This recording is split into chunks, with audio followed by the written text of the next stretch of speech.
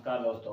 आज हम इस वीडियो में धातुओं के निष्कर्षण के बारे में जानते हैं। धातुओं का निष्कर्षण किस प्रकार होता है और हम किस प्रकार खनिजों से शुद्ध धातु को प्राप्त कर सकते हैं। चलो करते हैं स्टार्ट वीडियो को।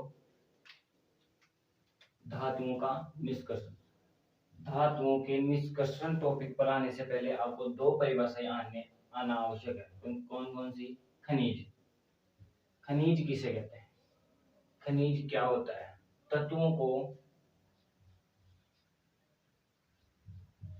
तत्वों को प्राकृतिक रूप से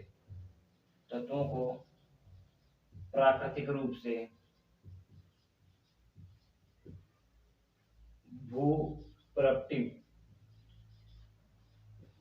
मतलब जमीन की ऊपरी सतह पर तत्वों को प्राकृतिक रूप से भूप्रवृत्ति पर तत्वों को प्राकृतिक रूप से तत्वों को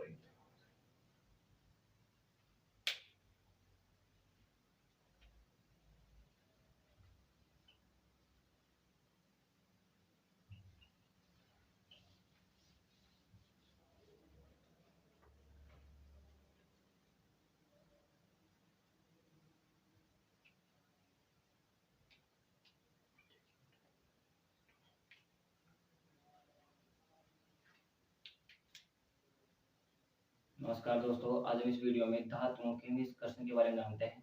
धातुओं का निष्कर्षण हम किस प्रकार कर सकते हैं। चलो करते हैं स्टार्ट वीडियो को। धातुओं का निष्कर्षण।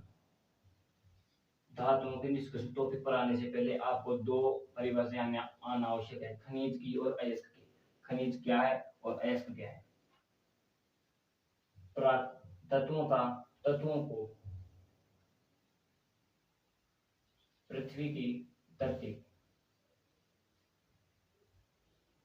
भूपर्पटी धरती की ऊपरी सतह कहते हैं भूपर्पटी। भूमि पर्पटी यानी ऊपरी सतह। भूपर्पटी से प्राप्त होने वाले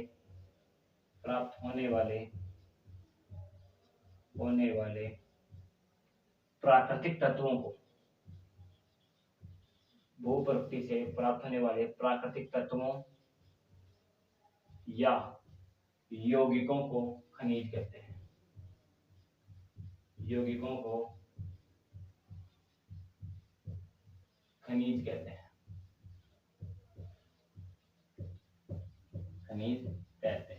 भूप्रवृत्ति से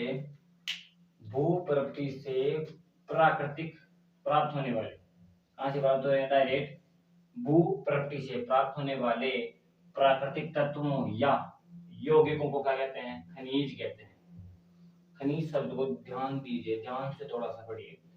भूप्रवृत्ति से यदि हम किसी तत्व की प्राप्ति करते हैं, वो डायरेक्ट किसे प्राप्त करते हैं? भूप्रवृत्ति से, तो हम उसे खनिज कह देते हैं। और खनिज में सब कोई ज्यादा भी हो सकता है, कोई कम भी हो सकता है। एल्यूमिनियम ज्यादा हो सकता है, एल्यूमिनियम कम भी हो सकता है, लोहा कुछ भी ज्यादा कम हो सकता है, पर जो डायरेक्ट भूप्रवृत्ति से प्राप्त है उसे कहते हैं खनिज। अब अयस्क क्या है? अयस्क क्या है? यदि प्राप्त खनिज में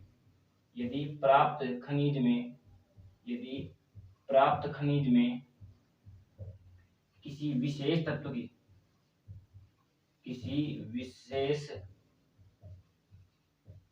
की अधिकता हो तो उसे अयस्क कहते हैं। यदि खनिज में किसी विशेष तत्व की अधिकता उपलब्धता ज्यादा हो तो उसे हम अयस्क कह देते हैं। क्या कहते हैं? अयस्क कहते हैं। अब आते हैं हमारे टॉपिक धातुओं के निष्कर्षण पर। धातुओं का निष्कर्षण एक श्रेणी पर आधारित है जिसे हम सक्रियता श्रेणी कहते हैं। सक्रियता श्रेणी के बारे में मैंने वीडियो बना लिया है पूरा, चैनल पर जाइए और उस वीडियो को देख लीजिए। सक्रियता श्रेणी किस आधार पर? सक्रियता श्रेणी के आधार पर हम धातुओं का निष्कर्षण करते हैं। सक्रियता श्रेणी मैं इधर लिखता हूँ श्रेणी को K KNaClZn, इसको इससे लिखता हूँ Zn FePbCu, इसको लिखता हूँ रेड ब्लैक से KNaClZn FePbCu HgAgAu। इस श्रेणी को, ये क्या है, सक्रियता श्रेणी, इसको थोड़ा ध्यान दीजिए। यहां तक हम पढ़ेंगे, यहां तक होती हैं उच्च सक्रियता की धातुएं, सक्रियता की धातुएं। यहाँ जिंक से लेकर Fe तक होती हैं मध्यम श्रेणी की धातुएं, मध्यम श्रेणी की धातुएं।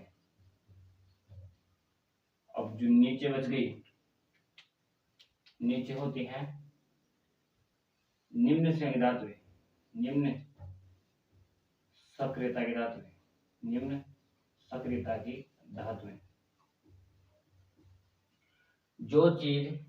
जो धातु ज्यादा सक्रिय होगी वो ज्यादा तत्वों से बॉन्ड करेगी, ज्यादा तत्वों से बॉन्ड करने से वह प्रकृति में अपने स्थायित्व में नहीं प्राप्त होगी, और जो निम्न सक्रिय होगी वो अस्तित्व में अपने संपूर्ण शुद्ध रूप से प्राप्त होती है।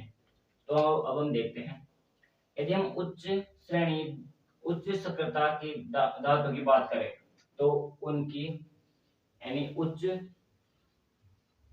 श्रेणी की सबसे पहले हम देखते हैं निम्न श्रेणी। उच्च श्रेणी में निम्न श्रेणी देखेंगे कि निम्न श्रेणी से हम इसको अच्छी तरह से समझ पाएंगे। सबसे पहले देखते हैं निम्न श्रेणी धातुओं का निष्कर्षण किस प्रकार करते हैं। Ag और Au, सिल्वर और सोना। Ag और Au शुद्ध रूप से प्रकृति में पाए जाते हैं। Ag और सोना और चांदी शुद्ध रूप से प्रकृति में पाए जाते हैं। अब रह गई Hg की बात। एग्जाम्पल के रूप में क्या लेते हैं हम, धातु निष्कर्षण क्या, किस निम्न श्रेणी की धातु निष्कर्षण देख रहे हैं। निम्न श्रेणी की धातुएं हैं Hg, Ag, Au। अब देखते हैं HGS, जिसे सिनेबार कहते हैं। सिनेबार किसका अयस्क है, मरकरी का। किसका अयस्क है, मरकरी का। तो सिनेबार अयस्क HGS किस रूप में होता है, एस के रूप में होता है, Hg के एस के रूप में। अब इसको हम किस प्रकार इसको शुद्ध धातु प्राप्त करते हैं। शुद्ध धातु मतलब होता है उसका पूर्ण शुद्ध रूप, इसमें कोई बॉन्ड तत्व बॉन्ड रूप से नहीं उपस्थित होता। अब देखते हैं HGS को हम O2 क्या करवाएं, उसका ऑक्सीकरण करवाने पर। सबसे पहले मैं आपको ये बात बता दूं, किसी भी धातु को उसके शुद्ध रूप से प्राप्त करने का सबसे आसान तरीका है उसको सबसे पहले ऑक्साइड में परिवर्तित कर दीजिए। उसको सबसे पहले ऑक्साइड में परिवर्तित कर दीजिए।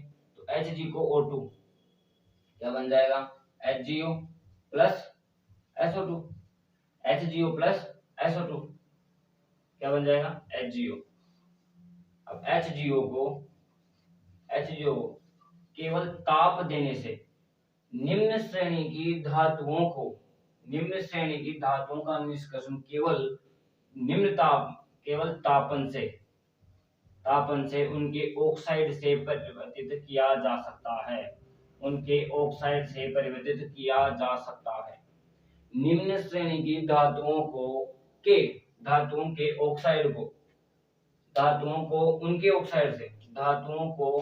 उनके ऑक्साइड से केवल तापमान देने से ही शुद्ध धातु की प्राप्ति हो जाती है।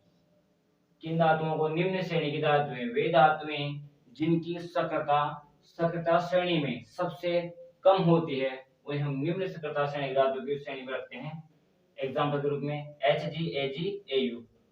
आशा करता हूँ आपको समझ में आ रहा है। अब हम देखते हैं मध्यम श्रेणी की धातुओं वाला कैसे हम शुद्ध धातु प्राप्त करते हैं। आशा करता हूँ आपको समझ में आ रहा है। आगे देखते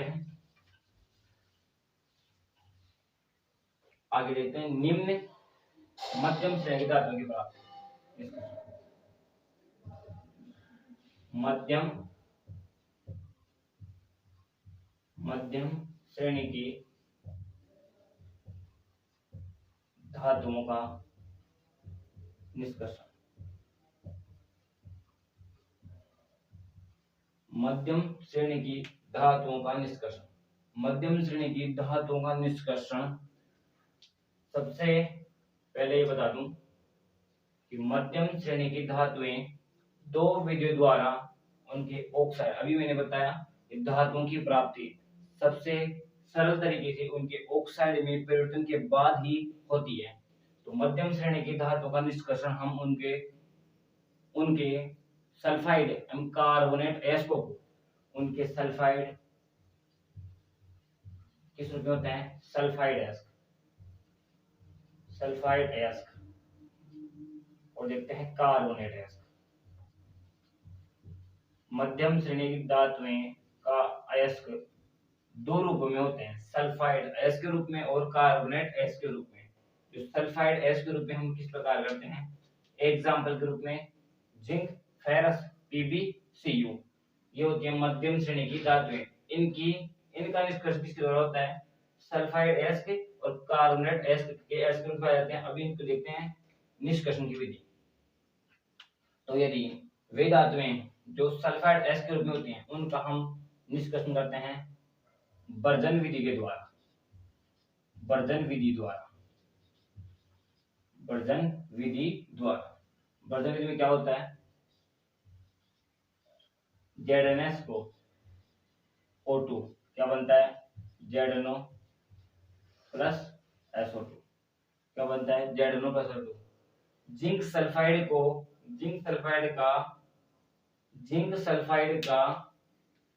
ऑक्सीजन की उपस्थिति में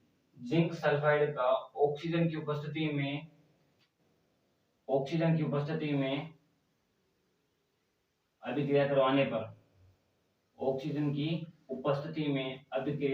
पर किस ऑक्सीजन में? वायु की उपस्थिति नोट कीजिए, इसमें वायु की उपस्थिति होती है। तो जिंक सल्फाइड को वायु की उपस्थिति में गर्म करने पर वह ऑक्साइड में परिवर्तित हो जाती हैं। जिंक सल्फाइड यानी कि कोई भी सल्फाइड धातु को यदि ऑक्सीजन की उपस्थिति में यानी वायु की उपस्थिति में गर्म किया जाता है तो वह उसकी ऑक्साइड में परिवर्तित हो जाती है। इस विधि को बर्जन विधि कहते हैं, जो कि केवल सल्फाइड अयस्कों के लिए ही काम आती है। अभी मैंने कहा कि धातुओं की प्राप्ति सबसे सरल तरीके से उनके ऑक्साइड रूपांतरण से ही होती है। तो हम सबसे पहले हमें उनके सल्फाइड अयस्क को या कार्बोनेट अयस्क को उनको हम ऑक्साइड में परिवर्तित करना है, हमारा टारगेट ये है पहले। अब हम देखते हैं जिंक को लेते हैं ZnCO3। जिंक कार्बोनेट को अभी इसमें देखो, जिंक कार्बोनेट में इसमें वायु की उपस्थिति है, वायु मतलब ऑक्सीजन, इसमें वायु की उपस्थिति कैसे है? अनलिमिटेड है, अच्छी तरह से है। अब इसमें वायु की न्यूनता होती है। ये अंतर सबसे इंपॉर्टेंट है बर्जन और कार्बोनेट मतलब निस्तापन विधि। किसी विधि द्वारा उनका ऑक्साइड रूपांतरण होता है निस्तापन विधि द्वारा। तो निस्तापन और बर्जन विधि में अंतर पूछे तो इसमें वायु की उपस्थिति होती है बड़े तरीके से। इसमें वायु कैसी होती है? जितनी चाहिए उतनी होती है। परंतु निस्तापन विधि में कार्बोनेट अयस्क को उनके ऑक्साइड में परिवर्तित करने के लिए वायु की न्यूनता में ही उनको तापन किया जाता है, गर्म किया जाता है, उनके ऑक्साइड में रूपांतरित किया जाता है। बर्जन विधि देख ली। बर्जन विधि द्वारा किन एस्को का रूपांतर किया जाता है सल्फाइड एस्को का, किन में, उनके ऑक्साइड में। कार्बोनेट एस्को का उनके ऑक्साइड में रूपांतरण किस विधि द्वारा किया जाता है, निस्तापन विधि किया जाता है। यानी वर्जन विधि सल्फाइड एस्को के लिए और निस्तापन विधि कार्बोनेट एस्को के लिए कारगर होती है। अब हमने देख लिया कि सल्फाइड को ऑक्साइड में रूपांतरण कर लिया, कार्बोनेट को ऑक्साइड में रूपांतरण कर लिया। अब ऑक्साइड रूपांतरण हो गया, अब हमें शुद्ध धातु की प्राप्ति करनी है। शुद्ध धातु की प्राप्ति कैसे होगी, इन दोनों में अंतर पूछ सकता है एग्जाम में। वर्जन विधि तथा निस्तापन विधि को समझाइए, अलग अलग पूछेगा या पूछेगा इन दोनों में अंतर बताइए, तो बता देना। इनमें बाई की उपस्थिति होती है, प्रॉपर उपस्थिति होती है किसमें, वर्जन विधि में, और इसमें वायु की न्यूनता होती है निस्तापन विधि में। अब आगे देखते हैं। हमने जिंक सल्फाइड और जिंक कार्बोनेट को किस में परिवर्तित कर दिया, ZnO में। अब ZnO में परिवर्तित कर दिया, परंतु हमें क्या चाहिए, जिंक चाहिए, शुद्ध जिंक चाहिए।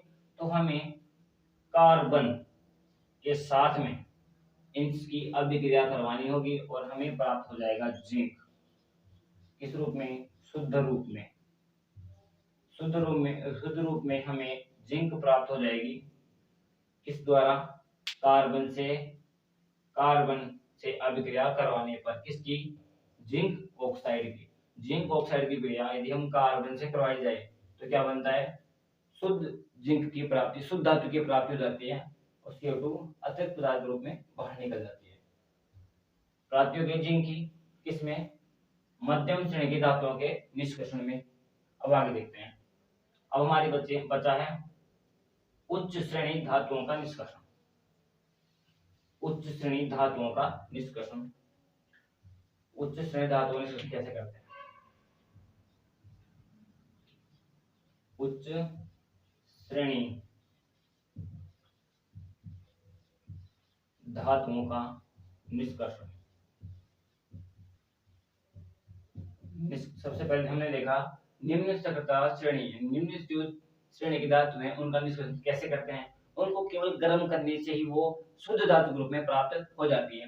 दूसरे में देखा मध्यम श्रेणी की धातु में देखा वर्जन विधि, निस्तापन विधि, और उसको हमने कार्बन से अभिक्रिया करवाई तो क्या बन गई, शुद्ध धातु प्राप्त हो गई। अब हम देखते हैं वे धातुएं जो प्रकृति में स्वतंत्र स्थिति में पाई ही नहीं जाती हैं, उन वे क्या होते हैं, उच्च सक्रियता के कारण दूसरे तत्व धातु से बॉन्ड रूप में फंसी होती है। तो अब हमें इसके लिए विशेष विधि की आवश्यकता होगी, जिसे हम कहते हैं विद्युत अपघटनी विधि। विद्युत अपघटनी विधि, विद्युत अपघटनी विधि, विद्युत अपघटनी विधि द्वारा ही हम उच्च श्रेणी धातुओं का निष्कर्षण कर पाएंगे। ये क्या लेते हैं, जल, ये विलयन है।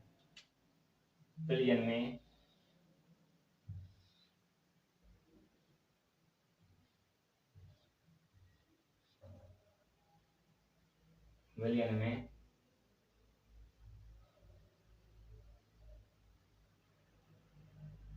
ये हो गया कैथोड, ये हो गया एनोड। विलयन में दो इलेक्ट्रोड, कैथोड और एनोड, कैथोड और ये एनोड। कैथोड कौन से आयन से, कौन से साइन से बताया जाता है, माइनस से, और एनोड प्लस से। तो हमेशा माइनस किसको अट्रैक्ट करता है, प्लस को। अब हम देखते हैं विद्युत अपघटनी विधि द्वारा इसका KNaCl, इनमें से इसका एक एग्जांपल लेते हैं और हम विद्युत अपघटनी विधि को बताते हैं। तो अब अपन लेते हैं NaCl। NaCl में हमें प्राप्त करना है Na, सोडियम धातु प्राप्त करनी है। तो यदि हम NaCl, किसी ठोस NaCl को यदि हम जलीय विलयन में घोलते हैं, तो यदि हम जलीय विलयन में घोलते हैं तो एनोड पर होने वाली क्रियाएं, एनोड पर होने वाली क्रियाएं, एनोड पर होने वाली क्रियाएं कौन सी क्रिया होती है एनोड पर, मैंने अभी बताया ये किस रूप में जाते हैं, Na+Cl- के रूप में फ्री हो जाते हैं। अब हम देखते हैं एनोड पर होने वाली क्रिया। एनोड किस रूप में होता है, प्लस रूप में, तो प्लस की ओर क्या आकर्षित होगा, माइनस। तो सबसे पहले एनोड पर कौन सी क्रिया होगी, तो Cl minus, Cl minus, Cl minus में 2Cl, तो 2Cl, 2Cl से क्या बन जाते हैं, 2 इलेक्ट्रॉन बाहर निकल जाते हैं तथा क्या बन जाते हैं, Cl2, क्लोरीन बाहर निकल जाता है। हमें क्लोरीन से कोई मतलब नहीं, हमें क्या प्राप्त है, शुद्ध धातु प्राप्त होगी। तो शुद्ध धातु प्राप्त होगी हमें शुद्ध धातु सोडियम। तो सोडियम किस रूप में उपस्थित होता है, प्लस के रूप में, Na+ के रूप में। तो वह कैथोड यानी माइनस की ओर आकर्षित होगा। तो कैथोड पर होने वाली अभिक्रिया, कैथोड पर होने वाली अभिक्रिया, तो मैं Na+, तो Na+ में हमें इलेक्ट्रॉन प्रवाहित करना होगा। ये इलेक्ट्रॉन कहां से आया, एनोड पर होने वाली अभिक्रियाओं से इलेक्ट्रॉन की प्राप्ति हुई। इलेक्ट्रॉन Na+ को हटा करके उदासीन कर देता है और क्या प्राप्त हो जाता है, शुद्ध सोडियम धातु हमें प्राप्त हो जाती है। इस विधि द्वारा विद्युत अपघटनी विधि द्वारा, विद्युत अपघटनी विधि का उपयोग हम किन धातुओं में निष्कर्षण करते हैं, उच्च सघनता श्रेणी की धातुओं में हम विद्युत अपघटनी विधि का उपयोग करते हैं। सबसे पहले एक विलयन लेते हैं जिसमें कैथोड और एनोड इलेक्ट्रोड होते हैं। किसी भी उच्च सघनता श्रेणी धातुओं का यौगिक को जल में प्रवाहित करते हैं तो वह आयन में परिवर्तित हो जाता है। आयनों में आयन में परिवर्तित हो जाता है क्योंकि आयनिक ठोस है। आयनिक ठोस यदि आपको समझ में नहीं आता है तो मैंने उसका वीडियो बना लिया है, मैंने चैनल पर जाइए और उस वीडियो को देख लीजिए। एनोड पर होने वाली अभिक्रियाएं, एनोड पर होने वाली अभिक्रियाएं क्यों देखनी है हमें, इलेक्ट्रॉन प्राप्त करने के लिए, इलेक्ट्रॉन प्राप्त करने के लिए। अब हम देखते हैं कैथोड पर, हमें मतलब है कैथोड पर होने वाली अभिक्रियाओं से। कैथोड पर क्यों, क्योंकि हमें कैथोड पर शुद्ध धातु प्राप्त करनी है। तो शुद्ध धातु किस रूप में है, सोडियम Na+ के रूप में। हमें क्या चाहिए, इलेक्ट्रॉन उदासीन करने के लिए, शुद्ध धातु प्राप्त करने के लिए। तो Na+, E- क्या बन जाएगा, प्लस माइनस न्यूट्रल क्या बन जाएगा, शुद्ध धातु हमें प्राप्त हो जाएगी। ये हो गया हमारा धातु डिस्कशन का टॉपिक पूरा। आशा करता हूँ कि ये वीडियो समझ में आ रहा है। यदि समझ में आ रहा है तो वीडियो को लाइक कीजिए और ज्यादा से ज्यादा शेयर कीजिए।